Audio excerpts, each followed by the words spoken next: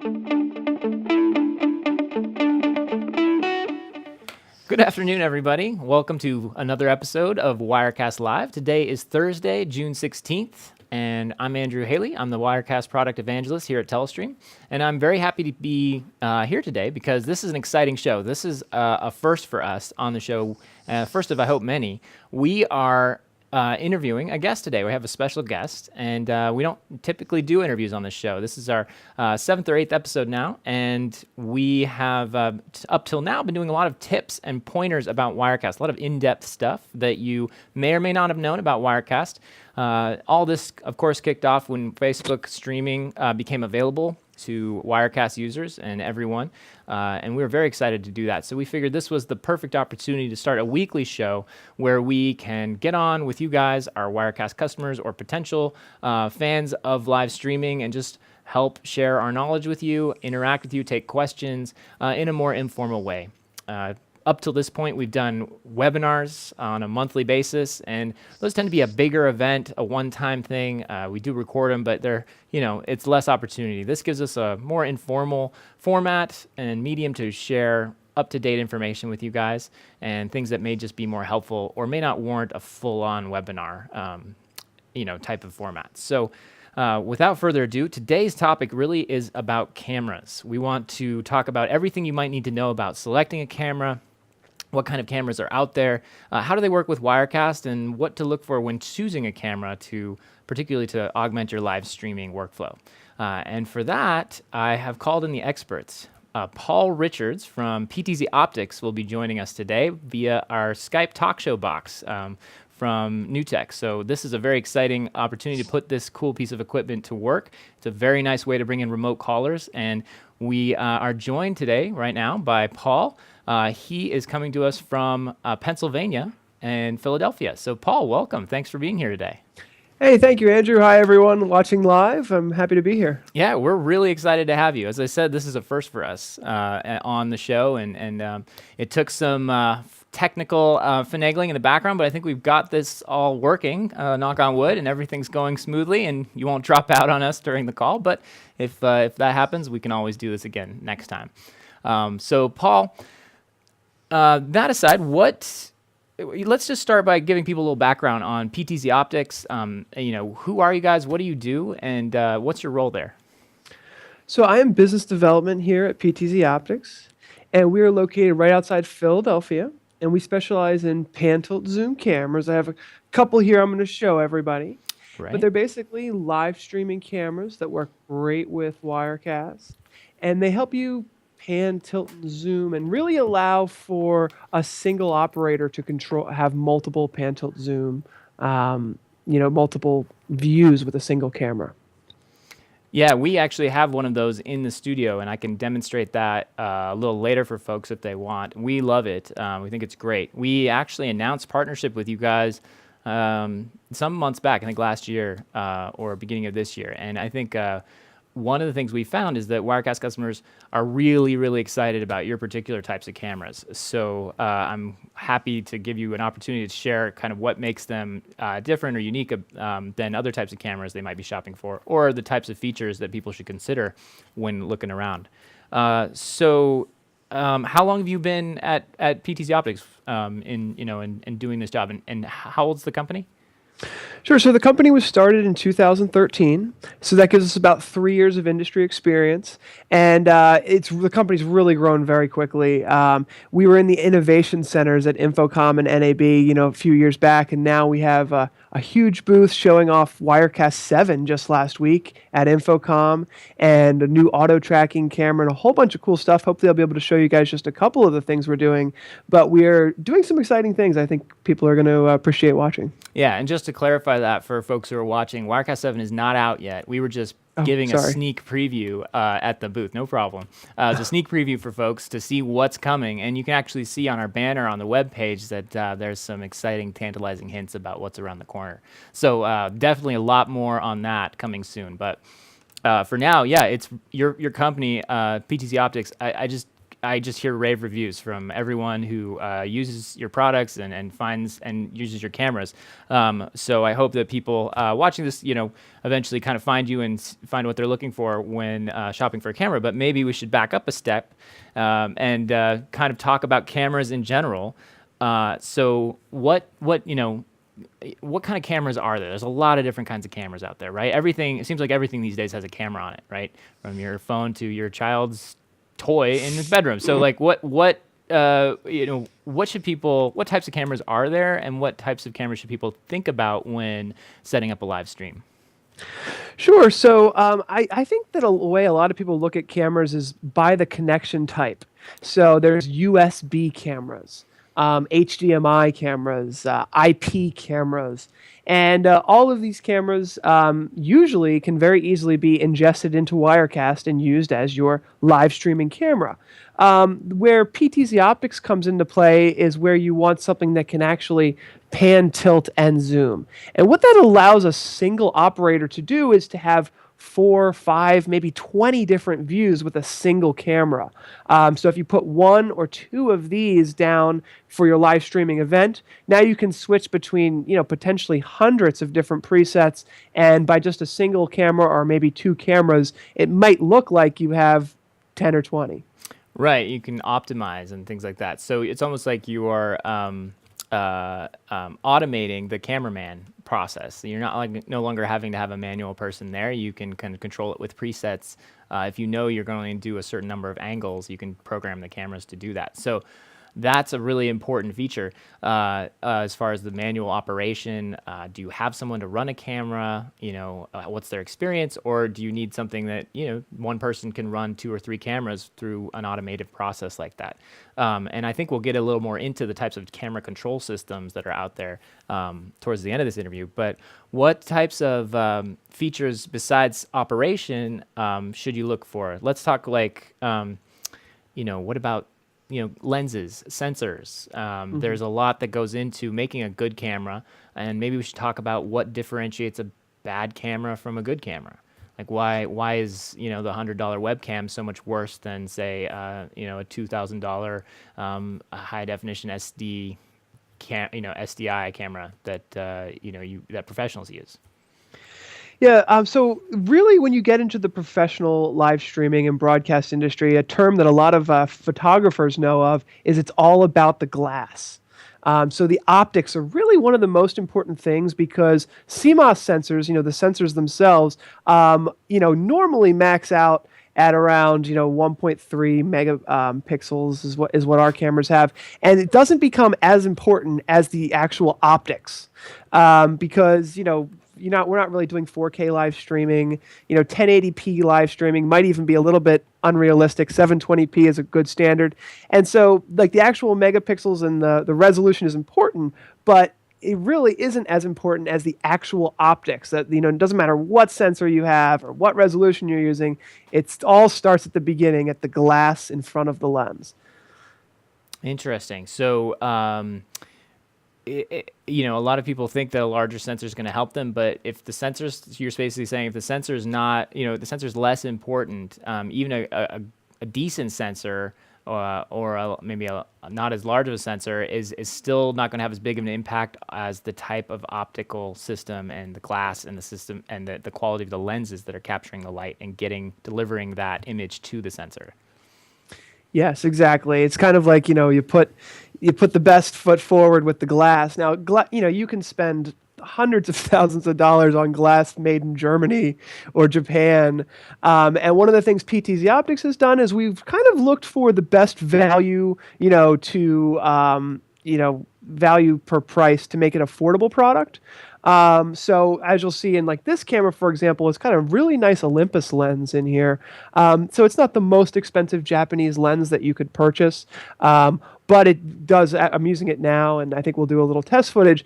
It does great 1080p crystal clear images without going, fully over the top for somebody who would be willing to pay tens to $20,000 for a camera. Right. And so when you get down to it, there's not that many lens manufacturers in the world. It kind of comes down to a handful of companies, and then they offer everything from bargain basement glass to way, way, way more crafted and expensive lenses. But I've heard of Olympus being a kind of a good quality, middle of the road type of company. They're going to give you a good bang for the buck, where you get a good quality lens for not too much money.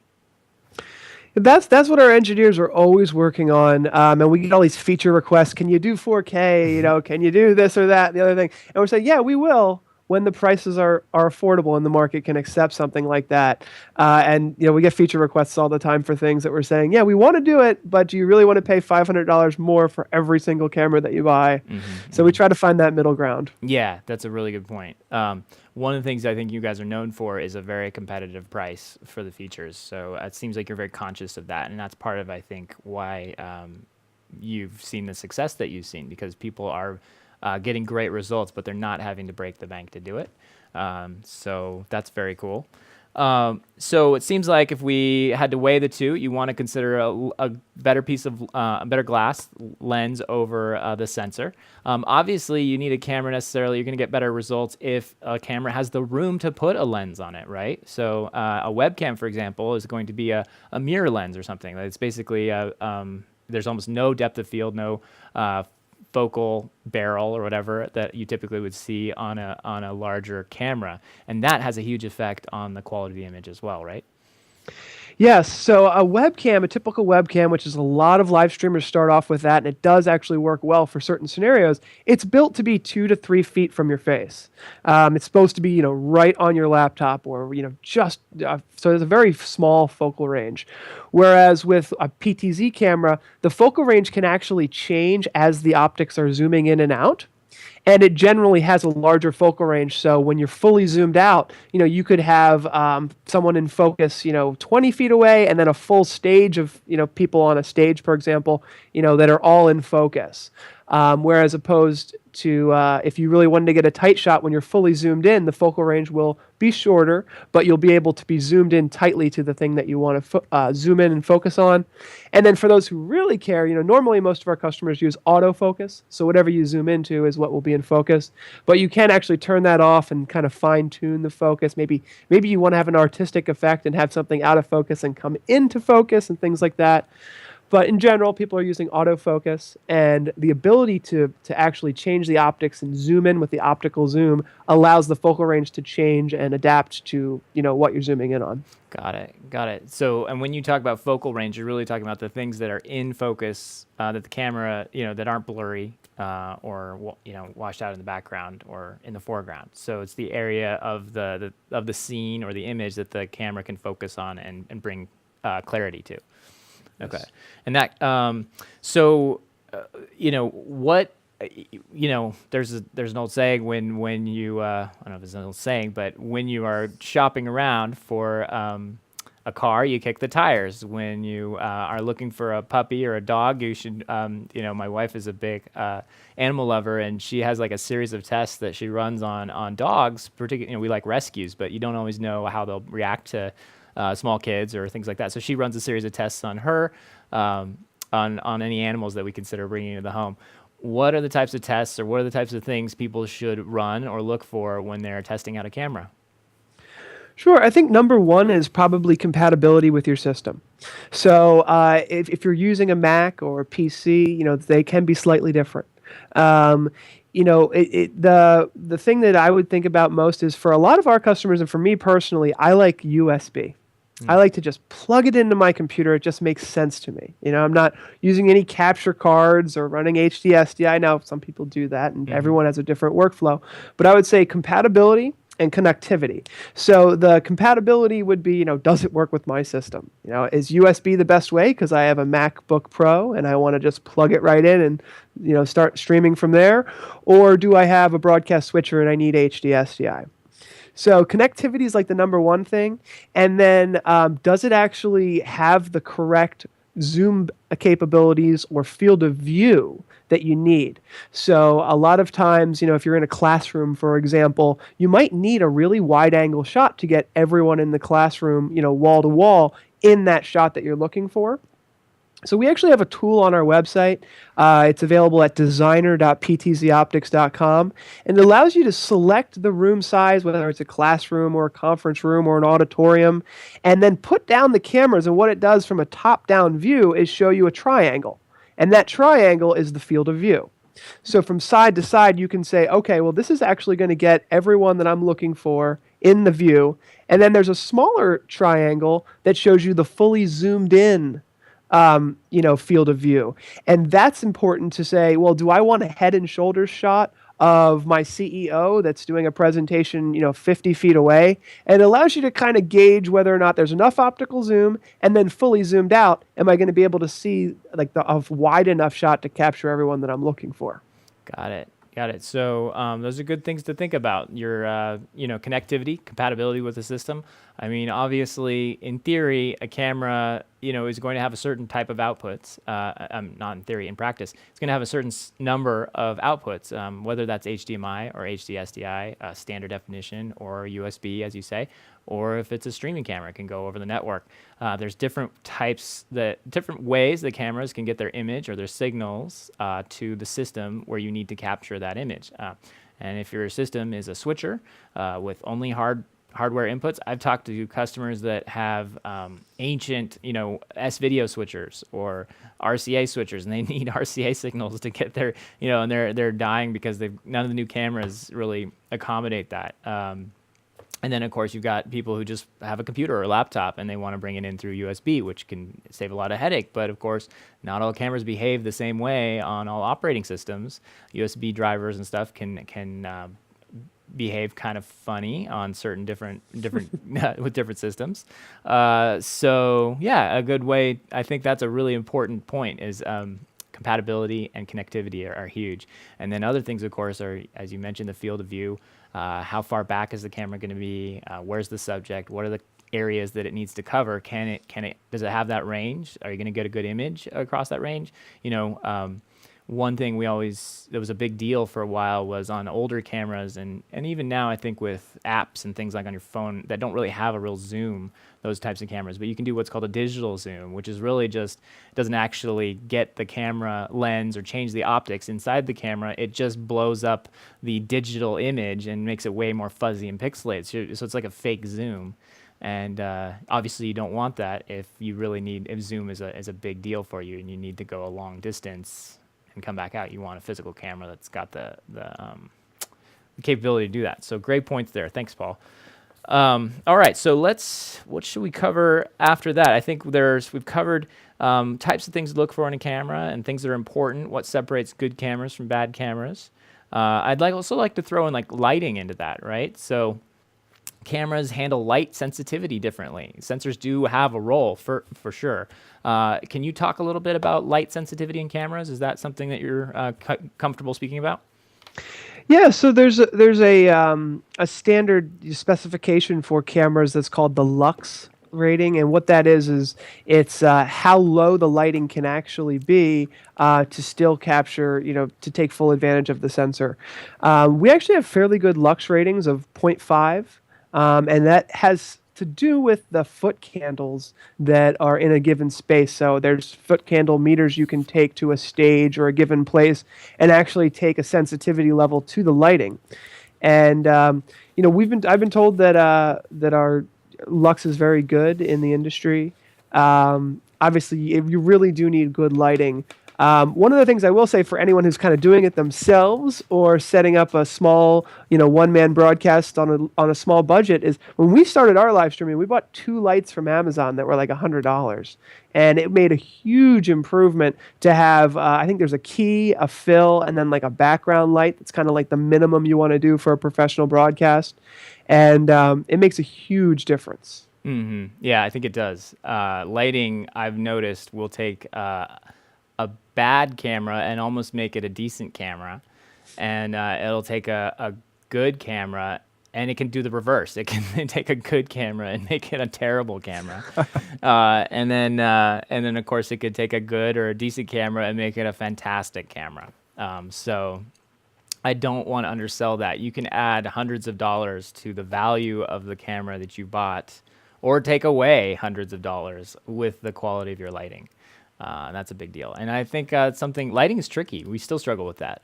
Even in the studio here, we are still adjusting things. We don't have it fine tuned, the way I would think. I think from day to day, I'll come in and go, it's not looking right, even though nothing's really changed. Maybe it's just the color of my skin or something. It's, I'm either different from day to day. Who knows? All right, good points about that. All right, so what should we? Let's talk about camera control and Yes. camera control options, and then I'd like to go a little bit into IP protocols and camera protocols. And what are the different ways that you can control or automate control over a camera? Can you speak a little bit about that? Yeah, and I have a joystick here that we can show as well. Yeah, we can go to a through wide shot document for that if camera. you want. So we can switch to that if you need a little more view here. Whenever we go to that, Okay. I'll show that off. Okay. Because so basically we have a lot of different ways to do control, and one of the most intuitive ways in my opinion is a joystick controller. Joysticks are really easy because everyone's used one, whether it was at an arcade or at some time. You kind of know what a joystick is and how to use it. For someone who might not know exactly, for like let's say a church, for example, who has to work with a lot of volunteers. If you've just got a joystick controller plugged into the camera and you tell them, "Hey, I just need you to zoom in," it's super easy, and it's just intuitive. Right. We have two different types of joysticks. One is what's called an RS-232 cable, which is a Sony Visca connection.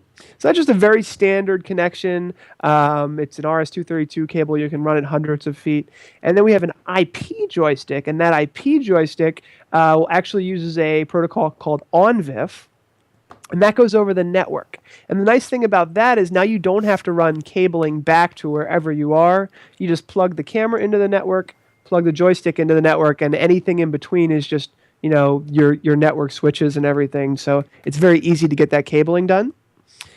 The other thing we have that I think we're the only company in the industry doing right now is we have open source control software.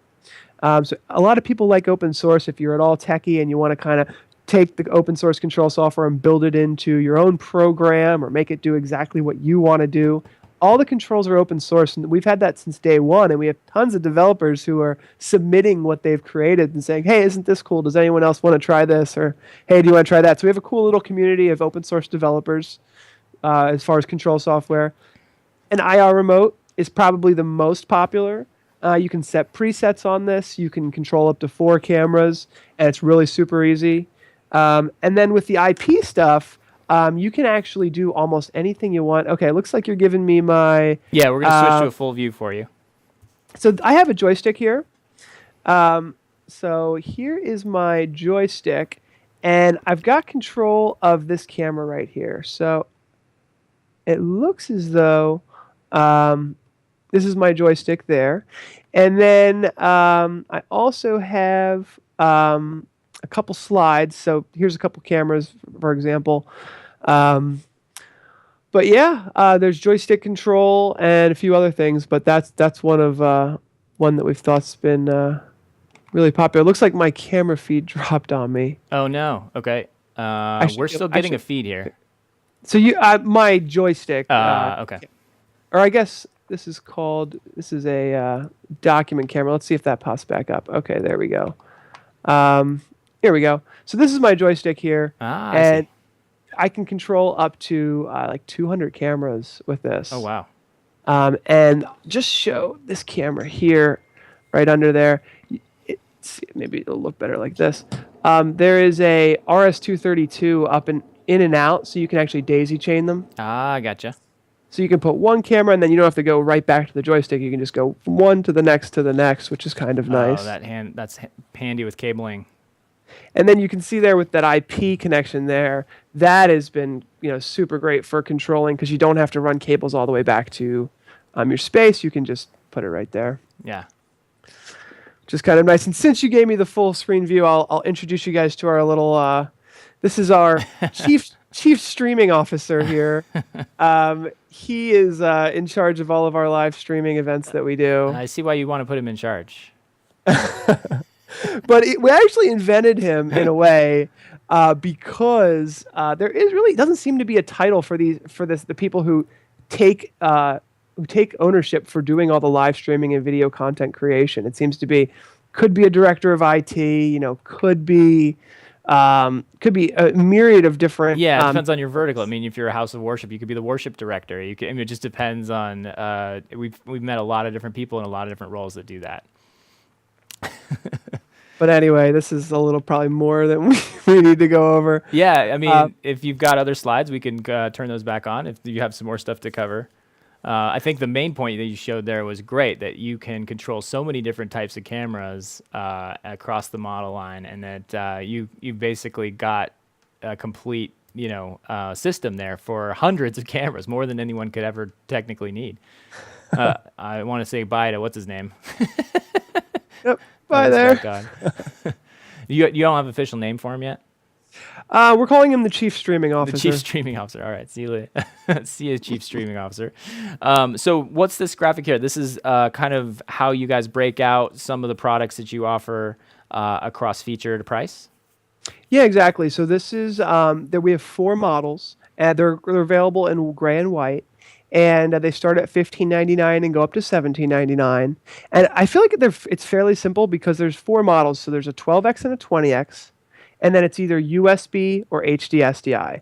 So with USB, you've got a Mac, and this is my favorite personally, or a PC. Just plug it right into your Mac. Mm-hmm. But all the cameras have HDMI and IP streaming. Mm-hmm. So one of the nice things with Wirecast is no matter which camera you get, you can ingest the video directly through the IP streaming and not even have to worry about any other cables, which I like a lot. And we just introduced H.265, which is really, really great, high-quality streaming at extremely low bandwidth. Oh, nice. Yeah, for Wirecast users out there, that ingestion through IP is only a Pro feature, so you're going to need a Wirecast Pro. If you're a Wirecast Studio owner, you'll need either the HDMI or the USB connections there, or the HD SDI if you do it that way. But yeah, for anyone who or you can upgrade to the Pro version and you can bring it in through the network. So very cool, Paul. Very cool. Yeah, so I mean, I have a few more slides, but we also have an auto tracking camera coming out soon. That we were showing that at InfoComm. It'll be coming out in July 1st, and that will actually automatically track a given face. So that's nice for a lot of classrooms or a lot of churches where they just wanted to follow a certain person around. They don't have to hire a camera operator. Is that like, is it face tracking, or is it going to be more of a, like you hold a beacon or something in your pocket? So the nice thing is as far as I know, this is one of the only facial tracking, purely facial, no beacons, no stuff like that. And then you can have multiple profiles. So if you get one profile for Joe, one for Betty, one for Melissa, and then you just tell it which one to track, and it should fully track the person. Awesome. That's cool. So that's not out yet. That'll be shipping July 1st. Okay. It's going to be about $5,500, so it is a little pricey, but it's much less than pretty much everything else on the market. Yeah, no, the auto tracking cameras are pricey. Okay. Anything else you want to share? Let's see, what else do I have here? Wide dynamic range was something I wanted to bring up. And what wide dynamic range is basically the ability for the camera to focus on 2 different lighting scenarios. So if you have a tricky lighting scenario where there's backlighting, maybe a window or something, or even sometimes like a real television, can kind of, I don't know if you've ever tried to have a camera on a TV, but sometimes the person in front of the television or something has some issues. Right. So with wide dynamic range, what it does is it takes it takes both of those, it's a foreground and a background, and actually accommodates for both of them in a single scene, kind of like HDR if you've used that with your iPhone. And it just makes the image look a lot crisper and clearer. We just built that into the cameras. That's really cool. Yeah, that's not even something that I considered when when we were talking about future camera features. Very neat. Okay, well, you touched on the IP camera discovery, but how does that work? Talk about, if let's say we want to just avoid capture cards entirely and we want to just focus on IP cameras and bringing streams in over the network. What should one consider? Obviously, that's compression. That's compression signals. That's the camera's ability to serve up streams and frame rates at certain sizes. It's the processing inside the camera. what are the types of features and things that people should look at or be aware of when considering an IP camera? Yeah, so it's been interesting to work with a lot of the Wirecast customers who just want to go all IP. They don't want to have to worry about having a bunch of connections to a computer or a laptop or a broadcast switcher. They just want to run everything through the network. And a lot of times, as long as you have a dedicated network, and we can talk about a congested network too, but a lot of times, like if it's a church or a school, they actually set up a dedicated network for these cameras. Network switches are extremely affordable now, just a couple $100s. And basically, we can just stream all the video and audio. We have an audio port on our cameras, potentially, if needed. But normally we don't handle the audio. Normally we're just streaming all the video back to Wirecast, and then Wirecast handles the additional, audio microphones and everything. So we have three different ways to compress or send uncompressed video. So we have H.264 and H.265. H.265 is much better than H.264. When it comes to video tearing, a lot of times with motion, you've probably seen that when you've watched a YouTube video. They're moving over to VP9, which is very similar to H.265, but you get much better quality, especially with moving objects and things of that nature. So we support H.265, and we also support MJPEG. So the difference here is that MJPEG is completely uncompressed. So it takes up a lot of bandwidth, but if you have a dedicated network, that's usually not a problem, and bandwidth is becoming more and more available, especially on local area networks. So technically, for a Wirecast customer, kind of the takeaway is that you can plug your camera into the network, automatically discover it in Wirecast, and control the camera over the network. So it might be the only thing you need. Interesting. So with H.265, actually, I don't think we've implemented H.265 compatibility into Wirecast or the encoding ability. But have you noticed with your customers there's no issues bringing in H.265 streams through the WebStream plugin? It is an issue, and that's why we do have backwards compatibility with H.264. It's built in to be a future-proof solution. That's definitely where everything's going.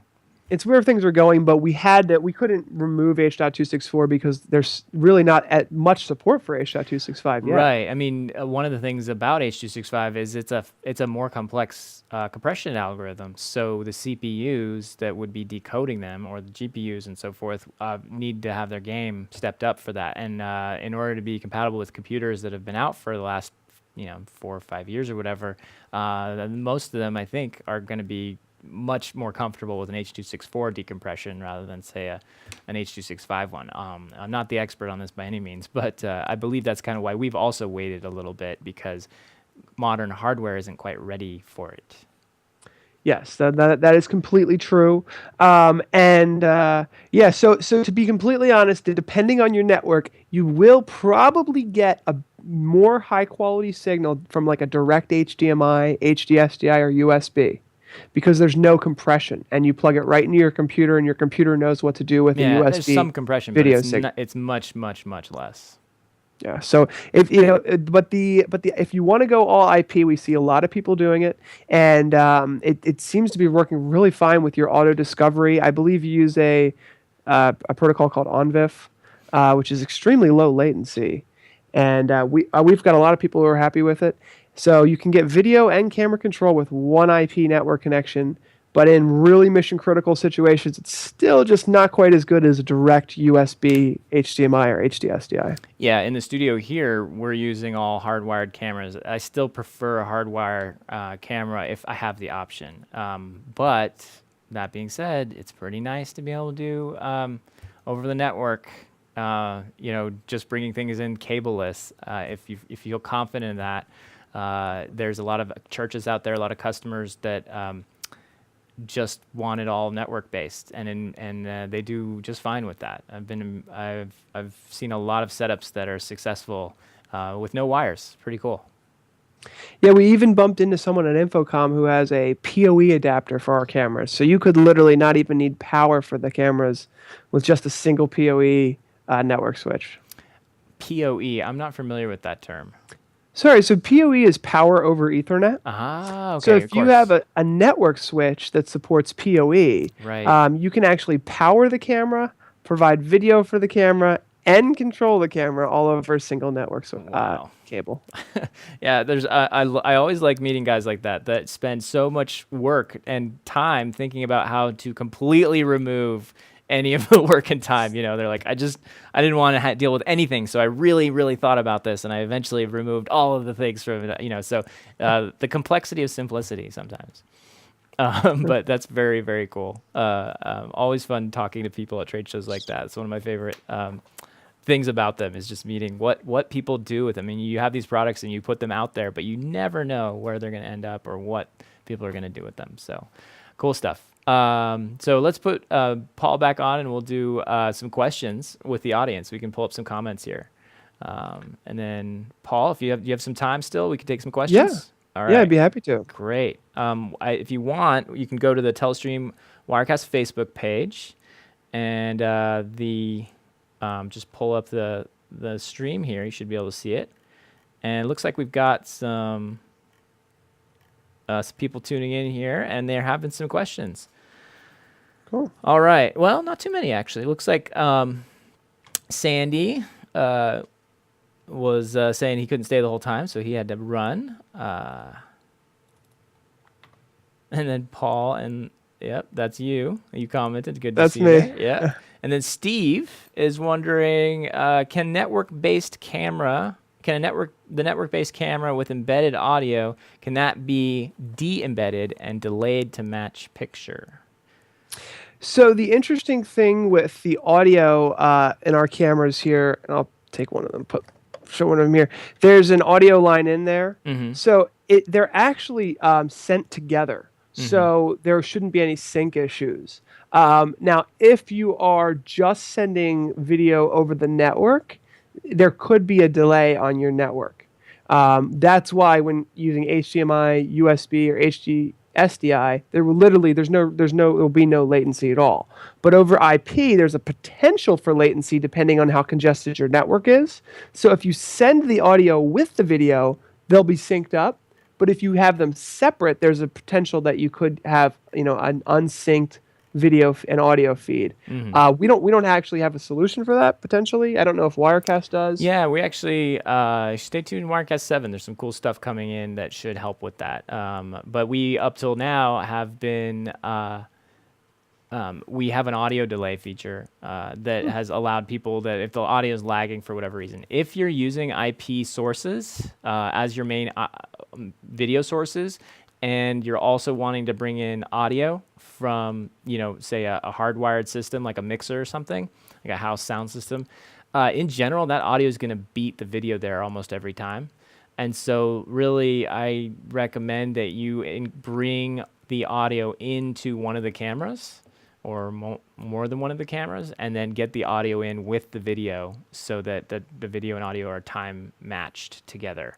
And that way the compression should come in and hit it all together. So your audio won't be behind or ahead of the video. But yeah, that's the danger with IP sources. You generally, that compression, transmission and decompression can usually add anywhere between a half a second to 1 to 3 seconds, or depending on network. So tricky, but it can be done. I try to embed the audio at the source of the video. Good question, Steve. Paul's camera, not sure. Okay, so Sandy, you're back, looks like. Can you give a brief overview of the affordable 3-camera setup for streaming a live music event? Sure. Yeah, good question. So the PTZ Optics cameras are a little bit more high end. They're going to be like about $15.99 or so. There are other cameras on the market, and I actually have a couple here even. Like, I don't know if you ever heard of the HuddleCam cameras. Oh, yeah. But this camera here is only $399, and it's USB 2. It's 1080p, but it only has 3x optical zoom, so it doesn't go quite as far as the PTZ Optics cameras. But I brought it here because this is actually, people are using these all the time for really affordable situations. for a live streaming setup, I've actually live streamed at quite a few concerts myself, and you normally do need about 12 to 20x optical zoom because you can't be too close to the band, and there's space in between where all the fans are and everything. So I like to bring when I go out. I usually use two cameras, and I'm glad you said three cameras because one of the nice things a lot of people don't realize is that two cameras is like so much more professional than just one. Because no one wants to watch you, move around your joystick and see the cameras flipping back and forth. It's much more professional to get the camera where you want it in your preview monitor and then switch over in a nice fade or a transition, as opposed to just using one camera where people could get seasick watching you use the joystick. But I really do like a 12x and a 20x. The 12x gets a nice wide angle, and then the 10x or the 20x you can zoom in a little further. Mm-hmm. So usually about two cameras is all you need. You can zoom in from about 75 feet away and get like a almost shoulder-to-shoulder shot of like a guitarist or a drummer with the 20x. And then the 12x will get you a wider field of view if that's what you're looking for. So the question usually becomes, what source are you looking for? If it's USB 3.0, I do a lot with just my computer. So I'll bring my computer out with Wirecast on it, have one USB 20x over here, one USB 12x over here, and then just bring them both into my computer. And then somebody usually has like a mixing board, like an audio mixer with who knows how many microphones. And what you do is you just make friends with the audio guy. You just tell him, hey, would you mind if I took an audio feed off your board? And try to be handy with like a USB converter. So whether it's an XLR USB converter, I'm using one that is really nice here. This is $120. It's a Focusrite Scarlett IO. And yeah, those are great. These are just super great. It's $130. You can either take two XLRs or 2/4-inch inputs. So pretty much anything anybody can throw at you, you can convert to USB. So the audio is really more tricky than the video. Yeah, one danger to watch out with USB converters like that, at least that we've run into, is sometimes they're prone to interference sometimes. So we can pick up, if there's a lot of electronics or signals in the immediate vicinity of the computer, it just seems to pick up. It's probably not a big deal, but just watch for that. Other ways to do that would be to take that board output and again put it into maybe a different kind of interface card that's prone to, at least is going to remove a lot of that signal noise. So be aware of that. We in the studio here had just a little USB adapter. It was a cheap one. Nicer ones have less of a problem with this, but it was just picking up all the lighting. It was picking up other capture cards. It was picking up cameras and all that stuff, and just you could hear it in the silence of the the room. So what I ended up doing was I routed all my audio. I took my own advice. I routed all my own audio out of the board and then through a capture card that this camera is actually coming into too. So now all the board audio comes in with the camera audio, and that we found has removed most of the noise, which has been good. So definitely challenges, but one of the I think your point that you don't necessarily need three cameras at a concert. You need a good wide shot, and then you need a mobile cam or one that has multiple setups, and you can just switch between the two and get the close-ups you want. Three cameras can be nice, obviously, because you can cover two performers and go between them as, a little bit more without having to jump back to the wide shot every time, which is always like an A-B type of pattern of switching. Good questions. Okay, let's take a few more, and then we will we'll wrap it up for today. I want to get you home. I know you're on East Coast time, so it's getting late there. Thanks for sticking around for this. This has been really great. Okay, so a few other questions here. Jeff Nelson says he uses a DSLR camera on Wirecast for live streaming. And can you talk about DSLRs versus, say, a video camera?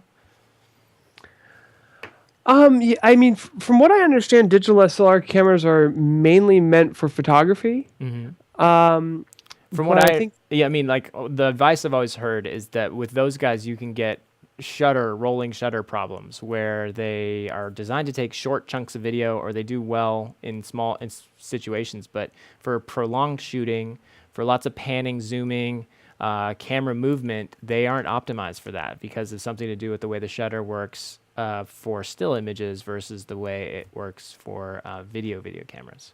So if you're going to primarily shoot video, I've heard the rule is go with a camera that was designed to do it. DSLRs are awesome for what they do, and but there's some limitations to them. Anything to add to that, Paul? Yeah, no, I mean that sounds about right. Yeah. I mean, the nice thing is that they have interchangeable lenses. Mm-hmm. They're obviously really nice cameras at a great price point, but I think I haven't done much with digital SLRs shooting, motion video, but they're perfect for photography. Right. Yeah, it's a question we get a lot from Wirecast customers is DSLRs and whether to use them, whether not to. All right, so I think the final question we'll take here comes from Jason. Speaking of audio lag, there is a considerable lag on this very broadcast. Interesting. So that, Jason, you might let us know if that's still a problem. Hopefully there isn't. This should all be getting encoded and going out together. But there's a possibility it's getting delayed. Does the Huddle Cam come into Wirecast? I assume it does. I've heard of them, but I've never tested one. Yeah, we'll send a couple over for you to test with. So there's a couple of them that I have here, and they just go right USB. Mm-hmm. So, it does bring up the issue of USB extensions, which, is something that a lot of times people need. But usually it's pretty plug and play with Wirecast. Oh, cool. Well, that's great. One thing that we've liked is that you guys are constantly testing with Wirecast. So your cameras are one of the things that we look for as a benchmark in compatibility. Yeah, we've done a lot of testing. I mean, I'm really happy with the IP integration, which I'm told is even better in Wirecast 7. And one of the pairings that I like with Wirecast is there's something called an OnVIF device manager. It's just a application that you can download that allows you to do pan tilt zoom control. Mm-hmm. So a lot of times when I use Wirecast, I've got that on the side for my pan tilt zoom. If you don't have a joystick, and then Wirecast just ingesting it right over the network, or like we talked about earlier, all the other Device options. Manager? Yeah, it's called OnVIF Device Manager. It's a free app for pan tilt zoom of all the PTZ Optics cameras. Sweet. Okay. Well, I think people should check that out. All right, Paul, is there anything else you'd like to share? Where can people find more information about you guys? PTZoptics.com, all one word. We have live streams every Friday, and tomorrow's live stream is going to be who is your chief streaming officer? We're going to talk about the job descriptions for this title that I feel like is really emerging, but no one's really calling it the chief streaming officer. It might be the assistant director manager, the audiovisual director or something. But it seems to garner a full-time job, in my opinion, as you know, Andrew, I'm sure. I'd say that's my subtitle here, right? I think you're coining a phrase here. This is going to be a movement. So I mean, it deserves. It is a full-time job, whether you're doing it just a few days a week or whatever you're doing. But if your company is really benefiting from live streaming and on-demand video content creation, we're seeing. I mean, we saw a couple people at Infocom. They said, "Hey, I'm the chief streaming officer." So we're telling the world about it. I think it's going to be a fun webinar. Awesome. Well, we'll try to tune in. What time is that again? We do 2 p.m. Eastern, which would be 11 a.m. Pacific. All right, 2 p.m. Eastern on the Facebook page, which is facebook.com/PTZOptics. That we don't live stream on Facebook. We live stream on YouTube. Okay. So so I assume your YouTube channel, just search for PTZ Optics. People can find you there. 2 p.m. Eastern, 11 a.m. Standard.